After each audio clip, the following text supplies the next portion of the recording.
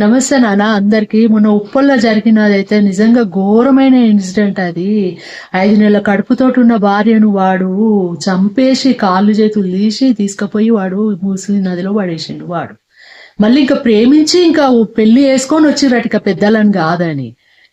అసలు ఆడపిల్లలందరూ మీరు చాలా జాగ్రత్తగా ఉండండి. ఈ ప్రేమ అని నమ్మి వాళ్ళతోటి లేచిపోయి వచ్చి పెళ్లిళ్ళు చేసుకొని వాడు మంచోడా చెడ్డోడా తెలియదు. చాలా మట్టుకు 100% సక్సెస్ఫుల్గా వెళ్తాయి ఇలాంటివి, కానీ 90% ఇలా ఫెయిల్ అవుతూనే ఉన్నాయి ఇవన్నీ లవ్ మ్యారేజ్లు.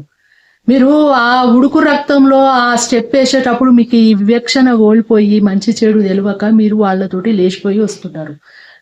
తల్లిదండ్రులు మీరు కూడా చాలా జాగ్రత్తగా ఉండండి. ఆడపిల్లల్ని మీరు చాలా అడుగుకు మీరు కనిపెట్టుకొని ఏదన్నా ముందే మీకు ఇట్లా ఏదో ప్రేమలో పడుతుందని మీకు మీకు తెలుస్తూ ఉంటది, వెంటనే మీరు కంట్రోల్ చెయ్యండి.